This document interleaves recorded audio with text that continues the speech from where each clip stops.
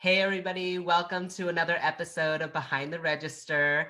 I'm here with Andrea of Soley Skin Studio. Beautiful background, beautiful studio there. You're in downtown Fredericksburg. Um, Andrea, you're an esthetician, and so we're going to really talk about that because I love that we're both in the same industry, and so much has happened with COVID and with everything this year. So it would be just nice to connect. And I did want to talk to you about things about the year and just how it went. How is it going for you? And just it just would be fun to just see what you saw of the industry and things. But first, tell us where you're located and tell us a little bit about yourself. Like, how did you come to this profession? My business is Soley Skin Studio, and I'm located at 319 William Street, right in downtown on Restaurant Row.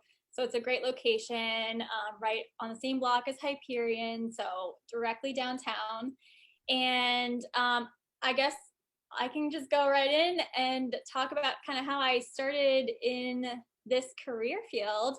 So in 2011, I graduated college at Virginia Tech, and I was just feeling kind of like sort of lost in what I had studied, and I didn't really want to be going into that as a degree or as a career. And so my aunt is actually an esthetician out in Colorado and now in Texas, but she kind of inspired me because I have always been interested in skincare and just wellness oriented things like yoga and just bettering the self. And so it became kind of this like curiosity.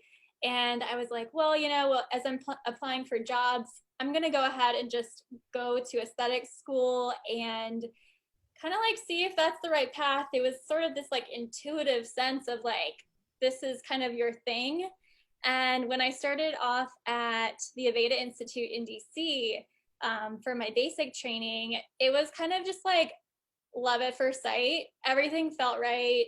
And I just loved how they kind of started more with like that holistic aspect of like the mind body connection and incorporating like essential oils into your treatments and a lot of massage. And so all of that kind of just really spoke to me, and I really just kind of fell in love with it. And that's what kind of catapulted things almost 10 years ago. What did you study before? So I actually studied geography and geology, Okay. specifically like GIS, remote sensing, and satellite image analysis.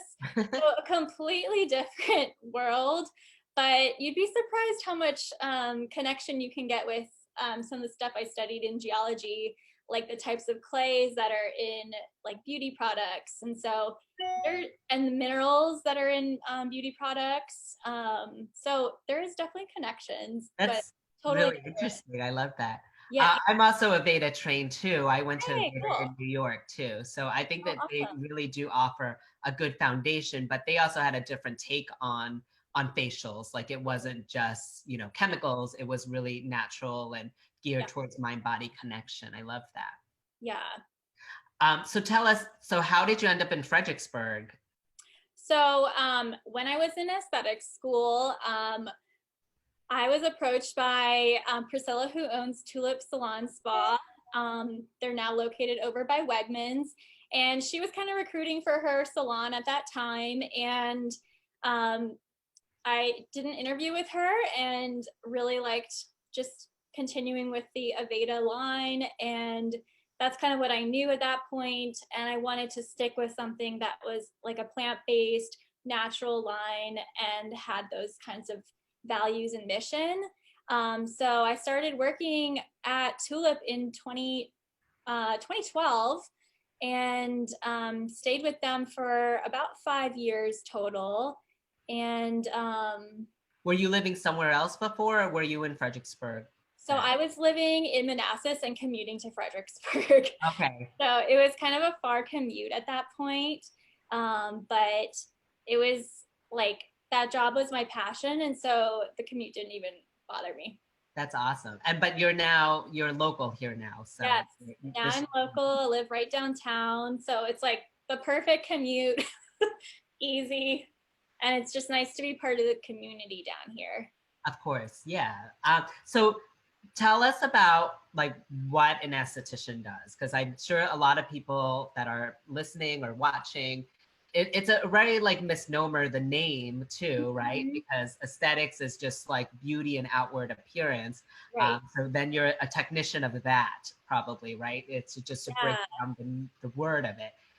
But what do you think it all encompasses, or how do you see that as an like describe an esthetician or your role or Yeah. So an esthetician, um, a lot of people, like you said, kind of get stumbled on that word. But it is a licensed professional that performs skincare, kind of conditioning services, waxing, and other beautification services.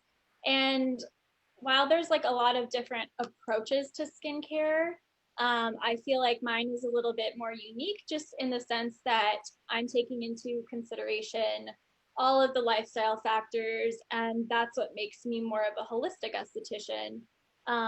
And for those that don't know, in Virginia, there's 2 levels of aesthetics. So you can go to school and do 600 hours for your basic training, and then add in another 600 for your master training, and that's where I'm at. So I have my master license, which that allows me to do the kind of more advanced treatments where you can do chemical peels, microderm. derma cleaning? Yeah, exactly. So, and kind of my forte is kind of delving more into, like I said, the holistic treatments where we're incorporating more massage and more reflexology, gua sha, cupping, and then taking into consideration the nutritional aspects too, because I do have a background in nutrition as I well. saw that, which is Yeah, really, I mean, honestly, like you can do exterior with the skin, but a lot of what your diet is affects, your health, and it translates through the skin too. So having that component, you're able to really yeah, get into maybe some of the roots of what, could be causing some people some issues with their skin. totally. Yeah. Super cool. Episode was brought to you by Skin+Touch Therapy Spa. We're a boutique spa located in downtown Fredericksburg and Culpeper, Virginia. We offer massage, skincare, and natural nail services. Schedule online or purchase a gift certificate for someone to enjoy. Spa Local. Do you talk a lot with your relative? Was it your aunt that you said was there? Do you Mm-hmm. talk a lot about like aesthetics and how it's evolved from when she was doing it, or what how it's evolved currently? Um, Actually, we talk more about kind of like products and things like different differences in the lines that we're using, and we'll kind of spitball off each other sometimes with like treatments that we're doing, or like if there's any mentors that we're kind of into. It's nice to have that person that you can kind of go to that to share that information, and it's Right. always good to continuously grow and like do those trainings and talk about it with other people. So I think for skincare, there's just so much and always so much to learn. There's a lot of research coming out, there's a lot of products, and there's a lot of techniques, but it's also technology has changed so much too. So it's ever evolving, you yeah, know, which is interesting. totally. Yeah, I think that you know, maybe in the 80s is when they started to really come out with all these machines, and kind of extras that you could do for your skin. But I really feel like, kind of to my core, that all those extras, they can be great and provide excellent treatments, but it really comes down to the basics and the quality in what those basic kind of treatments are providing your skin. Because again, like it really just comes down to the health of your skin, and we want to make sure that our actual skin, the organ, is healthy, and that we're eating well and conditioning it with the correct products. I think the role of an esthetician sometimes is like just understanding what's happening, right? Yeah, And being able to translate that to the client that might not know and make those connections of like, oh, you're eating poorly, it's coming out like this, or you're using the wrong type of product for the type of skin you're using. yes, So then it's just kind of that education part of it. Then it just gives them that awareness and they're able to really do their own self-care. Right. Then really helps. But everybody has all different types of skin and there's so many different products that I think it's nice to have an esthetician to kind of guide you through, Totally. you know? Yeah, absolutely. So it's a really, I think it's a really fun career and it's a really, it's so interesting, I think, because so much has changed and I think it's evolved. And I think it's what's interesting too, is not, estheticians used to be like in spas or in hair salons. It kind of like grew out of that sometimes, but I find like now more and more there's a lot of solo estheticians like you that are small business owners. And you see this across America that, you know, there are more service-based businesses in main streets. And there's a lot of businesses like yours, you know, which is why I wanted to talk too, because COVID happened, you know? Yeah. and and because I think a lot of people don't know about aesthetics or skincare and realize that this industry, I feel like was really budding and growing so strong. And then COVID hit and since it's a newer business than someone, because, you know, everybody knows about a hair salon, right? But maybe they don't know about, you know, skincare studio or, you know, that kind of got lost in the dialogue between decision makers. Yeah. You Right. know, Exactly. tell us about just your experience, what happened. You opened up earlier this year. Mhm. Share with us just kind of the roller coaster of it all. Yeah, so I got the lease to my current location back in January, but that entire month was dedicated to doing renovations in it. So I wasn't actually in it, and I was able to, at that time, share a studio space with Vicki Newlinger at Oh, Fountain yeah. of You. So she was so gracious and allowed me to work out of her spot. And it wasn't until maybe like the second week of February that I fully moved into this location. And, you know, I got a few weeks in there before we had the major shutdowns. And so I know that you felt that too, where complete shutdown, couldn't go to work. And obviously, you can't plan for something like a pandemic. So your mind kind of goes into this like survival mode of like fight or flight, trying to figure out what's next. And you start getting really creative and you start to just figure out how you can offer your talent to the world without actually touching people in a touch-based business, which is like, how do you do that? So you, a lot of my clients at that point in time were actually acne clients.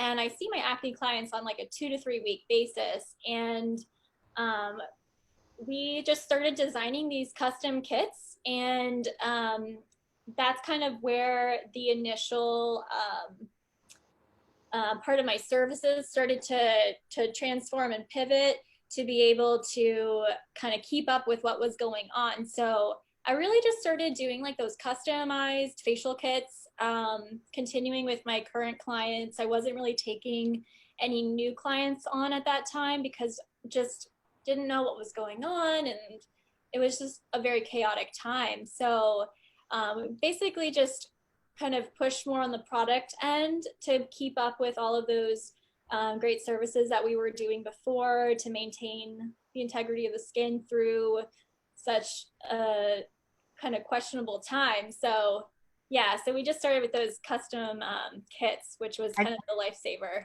you were doing like virtual consultations too, a little bit, right? Yeah, so I mean, I was doing a few, like my acne clients, we would do virtual consultations because it's important, of course, to actually see the skin, know what we're working with.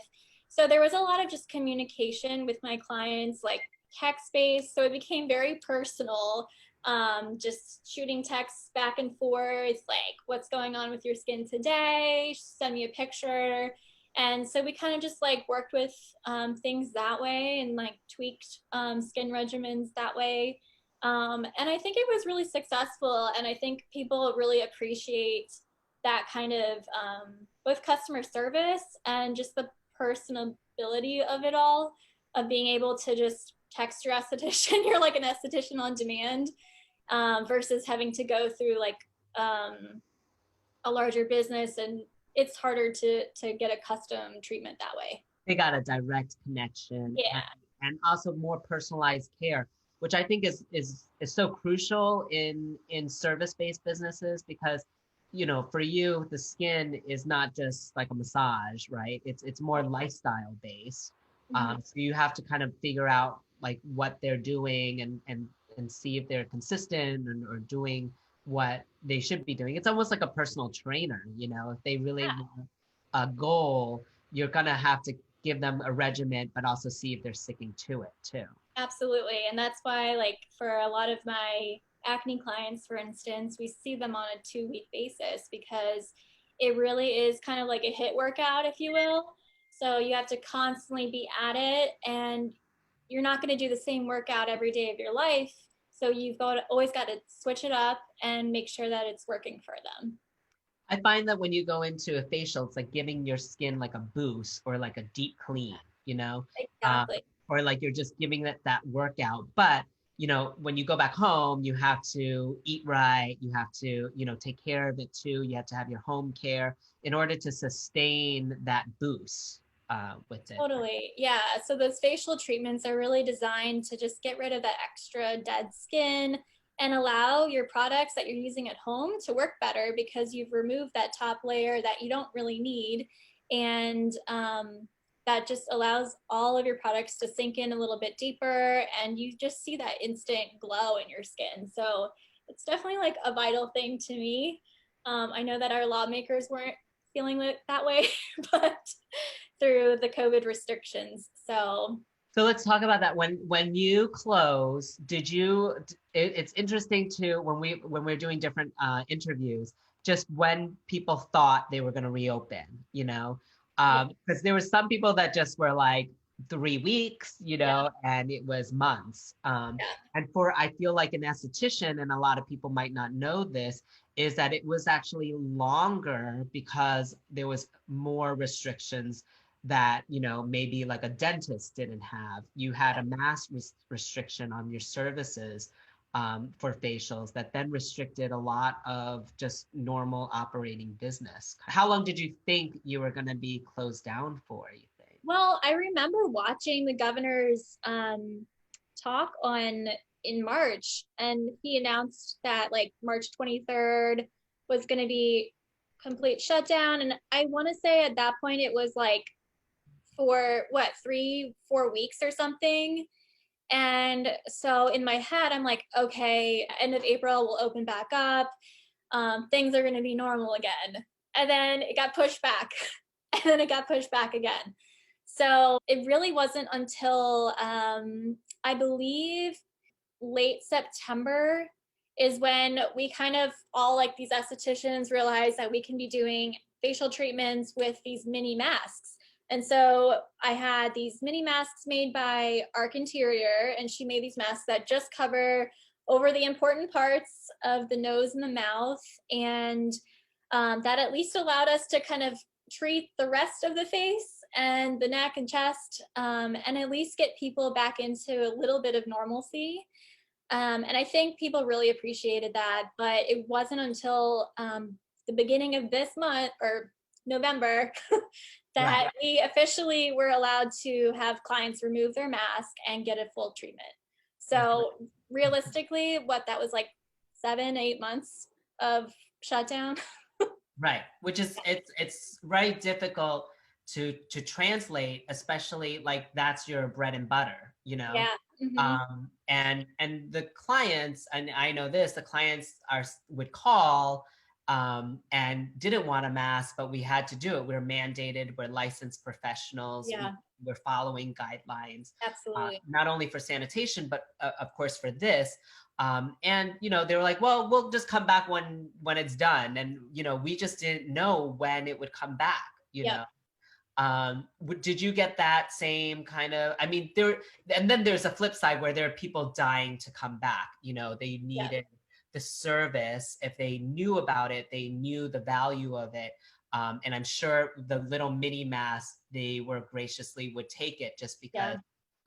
there's supporting, but they also valued what you do, you know? Yeah. So I think that's probably like the main difference between like the two of us, where for me, because I'm just myself, I feel like my clients really like valued or kind of had that compassion towards me, having all those months off of work. And they just really wanted to support me and kind of get started. And I know that nobody wanted to be wearing those masks during their facials, but they were really cooperative with that, understanding, and they kind of knew that that's what you had to do to get back to business. And I think that with any small business, like your people just want to support you and in whatever means necessary. So I was really, really fortunate and blessed to have that kind of support behind me to be able to just get back to work, and have people help me with that along the way. I mean, I think Fredericksburg is very supportive to small business, and it's Yeah. not even though your own business was, 1 year, but you've worked in the town, and Mhm. and you've been here, so you've made you have your loyal clients, Yeah, and they're there to support you, which is, I think, really special about Fredericksburg. totally. Yeah. So it was nice that they came out and did that. Right. Um, do you, so like, oh, I think it's interesting. Have you, when this whole thing was happening, obviously I was following a lot of Facebook groups and just even talking because different states opened up facials at different times, and even, I feel like Virginia was more restrictive. But because in Maryland and DC, I think they were doing facials back in May, you know. Yeah, they were.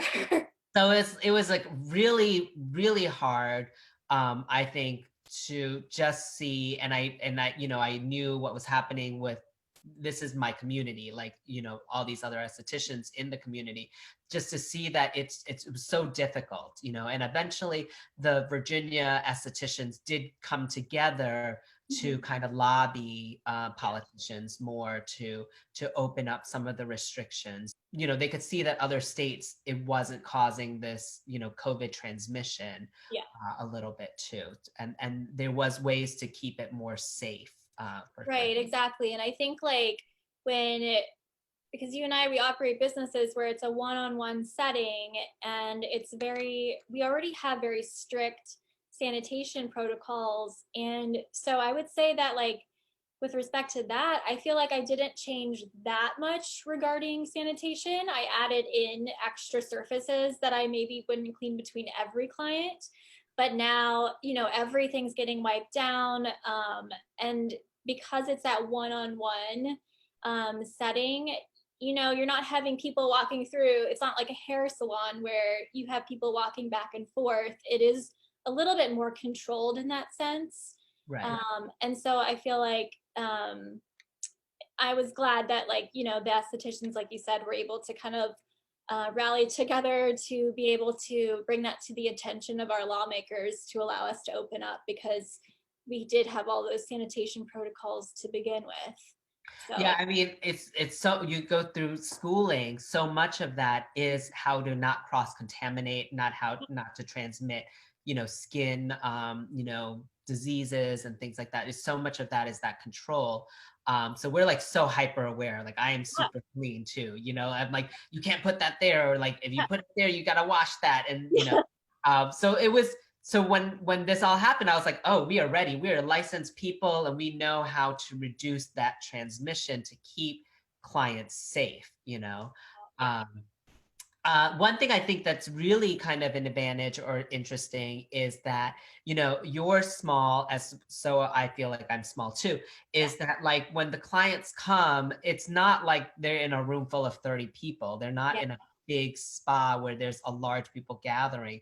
And, in a typical day, you may see, I'm sure, less than 20 people. yeah, You're not, if it's like 1 hour appointments, you're not doing 20 hours of, that, yeah, So I feel like that's an advantage for small businesses, that people can come to you, and they'll feel a lot safer because there isn't a lot of people coming through those doors, or they're not, for you, they're the only ones that you're paying attention to, you know, Right. Yeah. not like they're in a room full of 5 other people. Exactly. And with COVID, like really the only thing that I changed within my business to accommodate some of the concerns for COVID was I just added some extra time between each client to be able to just ensure that nobody was even going to be walking past each other when they're leaving. And, you know, even though it extends my day, I know that it's helping to protect my clients and making sure that everything feels really safe for them and that they know that I'm doing the best that I can do to keep them safe. So, yeah, extending appointment times and then the extra cleaning was like one of the main things that I focused in changing for appointments. I think a lot of clients ask just how facials are keeping safe. You know, Mhm. and I think, you know, for us, we technicians still wearing the mask. Yeah, And, you know, we're even asking like not to have too much yeah, conversation when it's unmasked, but we do a lot of like pre-consult and at yeah, post-consult. So there, I think things have changed a little bit. But since we were so sanitary, you know, and we're doing what we kind of need to do for the service and really for the client, um, yeah, that, you know, things didn't change drastically, you know. right. Oh, Um, I'm taking temperatures now too. oh, there, yeah, yeah, cool. Uh, do, are you using a steamer at all? No, so no steamers right now. Nothing that's gonna blow like any kind of particles around.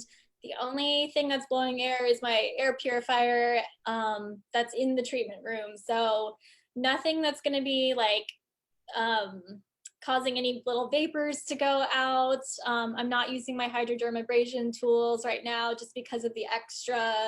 Um, I mean, there's little pieces in the machinery that you just don't want any kind of virus or cross contamination in any way. So we're just not even going to be using that right now. So again, it's kind of like back to basics and making sure everything is really sanitized between each person.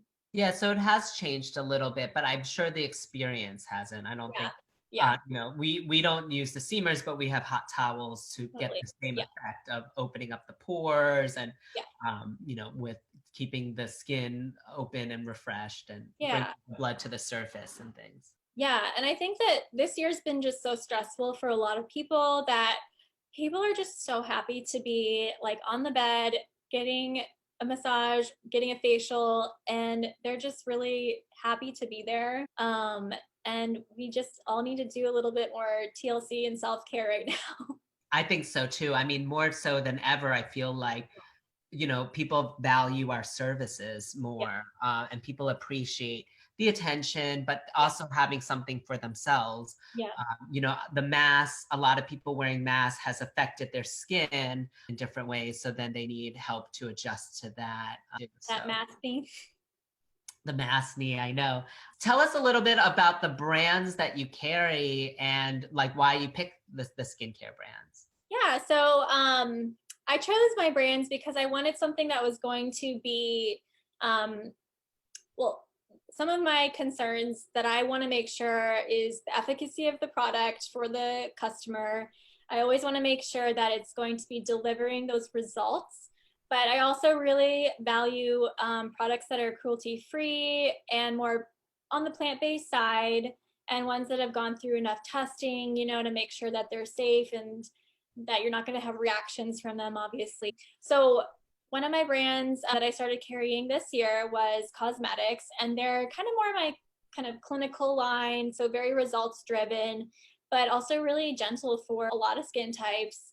About everybody can use it, and what I like about that line is that it's a very heavily on the anti-aging side because a lot of the products contain retinol in it, and that's going to be like your number one anti-aging tool. So that's one of my favorites right now. And last year I picked up Sorella Apothecary, and that's a female owned brand based out in Nevada. And that line is kind of more like my kind of plant based, natural, very like sensory rich line. Everything smells delicious, feels really luxurious. And so, and it looks, the products just look beautiful. The Yeah, they're packaging is beautiful packaging. beautiful. Yeah.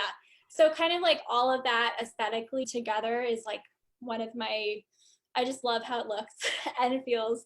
And then I also carry Face Reality, which is an acne care line. So all of those products are designed for acne types of skin. Nothing's going to clog the pores. It's completely safe for those that break out or deal with like heavily congested, oily skin. Did you start an online store like most people did during COVID? Yeah. Yeah. So that was one of those things where, before COVID, you're like, it's just me here. Like, there's no need to have an online store when they can just stop by. And then it went into like survival mode, like I said. And I was like, oh my gosh, I need to make an online store. And so I kind of just started getting busy with creating that. I was kind of consulting with my friend Anna Hessen, who owns Good For You Co., who designed my logo, and it's kind of spitballing with her, like, how do you do this? How do you do that? And just got the online shop up and running, and that was like such a great way that just streamlined the process. So I wasn't just invoicing people through my Square app products, because it got a little bit confusing there. So much easier to do with the online store. That's great. And are you finding that it's helping now, even like past? Yeah, it actually really helped to pick up some traffic with people across the country that I've never met. So they just somehow find my store online. They've been able to shop and get product, and it's a great cause, obviously, because it's supporting small business. So yeah, it's really good. You're buying like major, you're really helping someone Yeah, small, yeah. dependent. That's awesome. So, um, how are things now? Do you feel like they're 90% normal or getting better about that? Yeah, so there's obviously the concern with, you always want to make sure that you're safe right now, especially with this virus being so, I feel like we still just don't know enough about it. And, you can still have the virus without the symptoms. And so there's just a lot of extra caution, like we talked about, that we're doing. And I feel like for the most part, people, if they're not comfortable, they're not coming in right now, and they're just doing the home care from home. But for those that are coming in, I do feel like it's more or less pretty normal now. And things have been booking up quite a bit. So now I'm like 7, 8 weeks booked ahead of time, which is amazing. And I feel like super grateful for that, especially just given everything that's happened this year. Yeah, So it's been yeah, I hard. feel like things are definitely on the upswing, and I'm hoping that, like, fingers crossed, no more shutdowns in the future, but we don't know. So Well, it's just keeping everyone safe. And, yeah, I think that was the main concern for all of us, all business owners, was just how to operate in this kind of like new world and how to yeah, keep people safe, yourself, as well as your clients. And I think there's just more information out now, more, so, and more ways to help mitigate that and have the safety of it. But I feel like people are getting a little bit more comfortable too, and things will come back. I found that we got new clients and some clients are staying back, but I know that when things kind of lift up a little bit more, they will come back too as well too. So I yeah, think absolutely. I'll see that. How do you feel, like the career of an esthetician? Was it like, do you feel like it's ever evolving? I mean, obviously you're still passionate about it. What do you see like it kind of growing into? I've been really happy to see over the last basically 10 years that I've been in this, that I really do feel like it's growing even more into that kind of holistic, focused realm, rather than, that like medical kind of feeling. That's something that's not really like my cup of tea. And so I'm really appreciating that that's becoming more mainstream, to have these like alternative facial therapies like the gua sha, which is using a stone to help with either massaging the skin, generating circulation, or like cupping services where you're using like reverse pressure to help with stimulating circulation and Like all of, lymphatics and like, yeah, it's lymphatic so drainage. cool. I love that. Yeah. And so I think that it's definitely heading into that more kind of natural, holistic kind of realm. And it's becoming more mainstream. And I think the consumer has become more educated and knowledgeable about all those other services and how to be like a better consumer in choosing your product. So I think that the consumer is becoming pretty savvy, and that helps to drive the industry as well as to what they want to. Yeah, because I mean, it's a young, I feel like it's a young industry, Yeah. or that there was estheticians, but they might have been in these like luxury spas in main cities. But Yeah. or to have the service actually be in a small town or small city, in a historic main street, I see it as such a trend that it's growing and it's taking place. These businesses are taking place of other businesses that might have went out of I feel like our business is Amazon proof a little bit, right? Yeah. Besides the product stuff, but because we're service based, it allows us to be more resilient. But I feel like the customers are really looking for this. Like they really want services like this, and that's what's allowed us to kind of grow and thrive as a trending industry. I just hope that COVID hasn't changed too much, that like people will come back, as an Yeah. industry. Oh, yeah, absolutely. I will say that the only thing that I'm like not loving is I do enjoy doing facial massage without the gloves on, because you just get that different feeling or sensation like as you kind of pull on the cheek. So that's one of those things where I don't think that personally I'll ever go back to doing that, but that's one of those things I'm gonna miss. You're preaching to the choir because I love touch, right? And Yeah, sometimes I know. you just have to feel it, even Yeah, though it's through a glove sometimes. yeah. Uh, but yeah, I think that that's so essential for people, and I think it gives them so much. They get awareness, they get to relax, they can see the benefits. So much stress is held in the face too. Oh yeah, absolutely. And that's really why I kind of choose that more sculpted massage kind of approach, because we hold so much tension up here. And especially now when everybody's at home and you're kind of like up with your shoulders and your neck gets all sore, you hold so much tension through this whole region. So, and that affects the face shape and everything. So it's so important to have that touch therapy.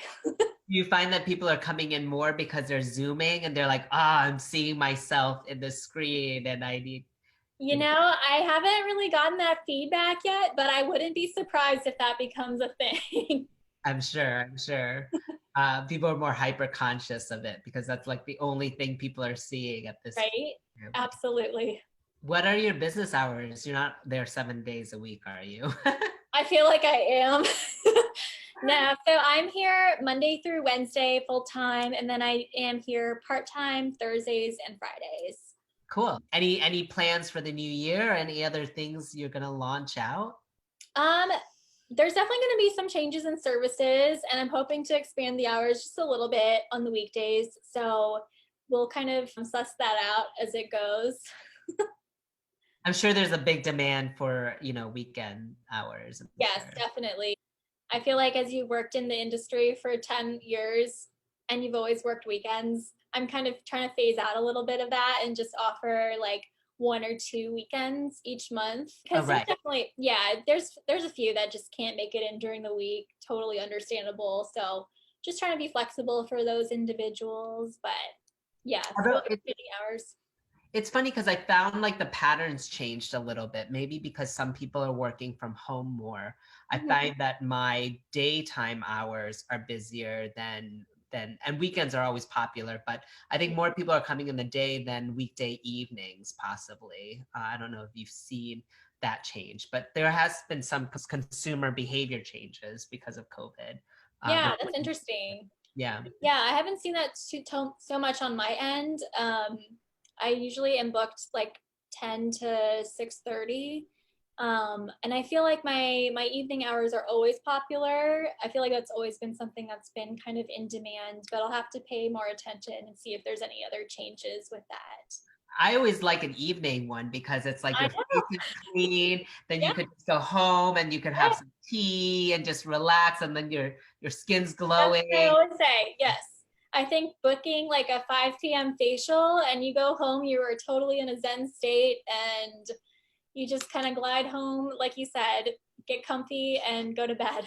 Yep, and like your face is all clean, so you just Yeah. like let it all just soak Anything. in and like rest and everything. And Yeah. people will probably sleep a ton better because they've had that self-care. Yeah, it's You know. that time for your central nervous system to actually calm down and you kind of unwind from your day and like totally relax. You're in that kind of just very peaceful mode. How have you found working downtown and the community? Have you enjoyed it? Do you love the feel of it? Like, I'm sure you could just like Yeah, go downstairs, get some, coffee and just yeah, see the community and stuff. yes. Hyperion, I'm like always there. But yeah, I love being downtown. It's been such a great place to be. So I don't know if you know this, but I work part time at Willow, and so it's like they're right down the street. Hyperion's down the street. You probably don't even need to I leave don't that even need block. to leave the block. Yeah. But no, it's really great. And I think, like you were saying, the entire community downtown is so supportive. And, like we have so many great entrepreneurs in our town. And when you're an entrepreneur, you get it, what it's like to be, support yourself and for you to support other people, your employees. And so I feel like there's an even greater sense of support because it's like supports like.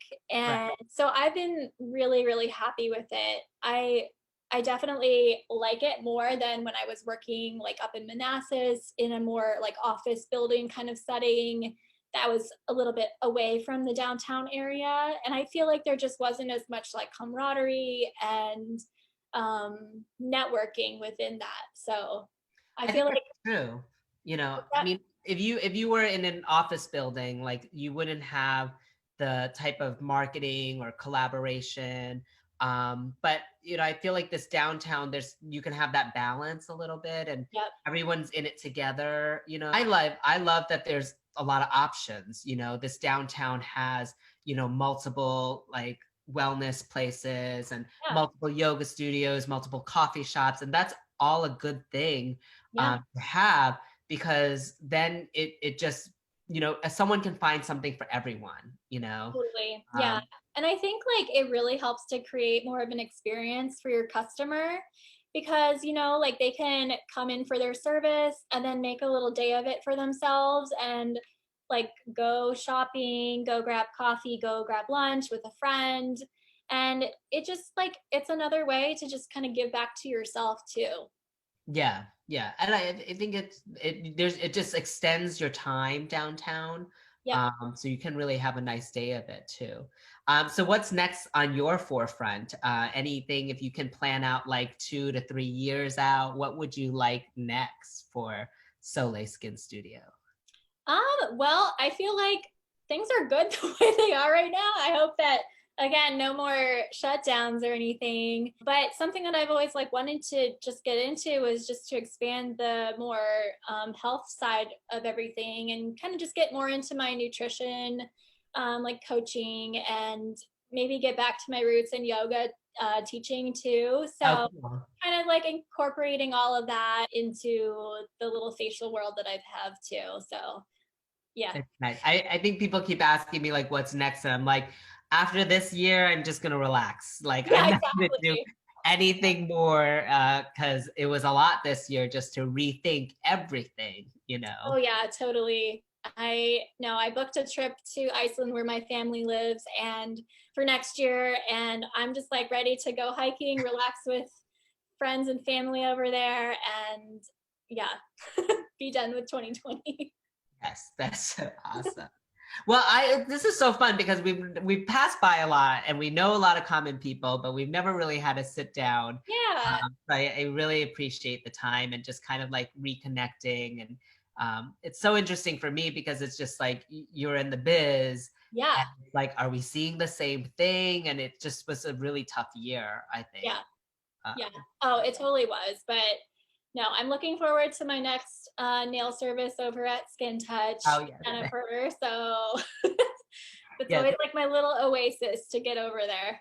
I'll sneak by too sometimes because I need some self-care and things. Yes. But yeah, Yeah. I mean, I love that we support each other. Yeah. And we just need to like hang out with each other more because then we would just realize we're all going through it together. Oh, totally. Yeah. I think that is like, again, one of those things with downtown is all the estheticians that I've talked to, like they're so supportive of each other and we're all in it together. So there's no, like we just like talk it through. Yeah, it's a really good tight knit community. I feel like we all know each other, and Yep. and there's just so much more than enough. I think Yep. with clients and people and things that like there's not not a lot of overlap. Everyone has their own, Yeah, exactly. Totally. which I love too. Well, thanks for your time. This was super fun. Okay. Bye. Bye. Thank you for listening to this episode of Behind the Register.